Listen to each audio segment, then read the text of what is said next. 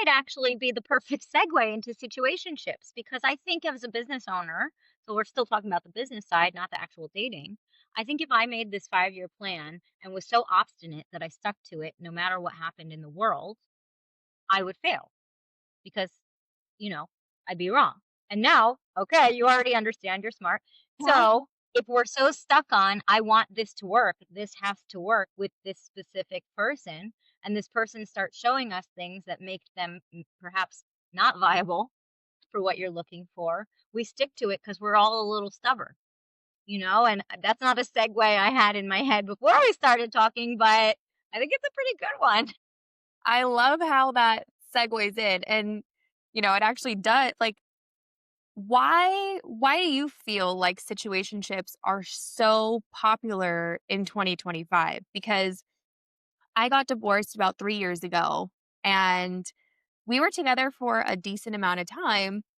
Prior to meeting my ex-husband, situationships like I don't feel like were a thing. So when I got back into the dating world, unfortunately, I got immediately put into a situationship and it took a long time for me to actually realize like what this was. How do I get out of it? Because I did the same 5-year plan where I was Mhm. like, no, I want this to work. I want to, like I stubborn. I want to understand. see it to the end. So why do you think that they're so Well, popular, prevalent these days? few follow-up questions just based on what you said. One, I don't think this is new. I think we just have words for things now.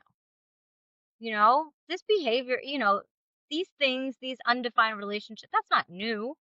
It's just that we have a word for it. And when you have a word to label something, before the color blue was invented, nobody could label the color blue. But once blue was invented, you better believe everything everyone saw was blue. The sky is blue. The this is blue. A sparrow is blue.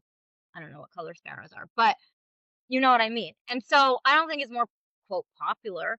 Though I will say, because people have a perceived unlimited number of choices these days, perhaps they think they can do better, better, better. Maybe. We'll come back to that. But I have a question for you. Yes. You said, and I know this is not a coaching session, and I know I'm not interviewing you, but I am curious. You said I was, quote, put into a situationship. And I just want to know what you meant by that. So I had met somebody, and I love that this is a coaching session. Not a coaching session, but like I love bringing my real life into it Okay, good. because that's yes. I want this podcast to be like, you know, learn from my failures, don't do as I do as I say.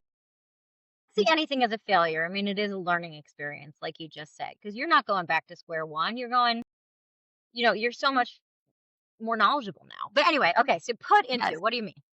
Yes. So I had met somebody and, he kind of checked all the boxes. He was the guy that, texted me good morning, beautiful every day, was checking in on me, Did you would like that or you didn't like that?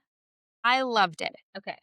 I basically loved everything that this guy was doing. The way that he pursued me, the way that he showed love.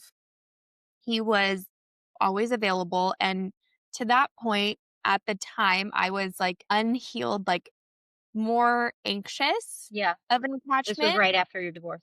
This was right after my divorce. So I was very anxious and I was Hmm. like, oh my gosh, I love this kind of like substitute type of love. It felt real, it felt right. And then as we got down the road, I kind of started seeing that the things that he was telling me didn't add up. Mm. They were almost like, I don't have service here. My phone's going to die. I'll Ugh. call you. Uh-huh. Uh-huh. Cannot laugh at this. I'm not laughing. You're laughing. I'm just following you. I think it's funny now. And so it turned into this like typical situationship. But at the time, we felt so invested in it. Like we had really built a deep emotional connection to each other. And then, finding out about other girls and finding out like, oh, you weren't really with friends, you were on a date, you were, doing all these things. And so it kind of put me in this spot of like, do I believe that he's going to change or do I believe that this wasn't real? Well, I have a question.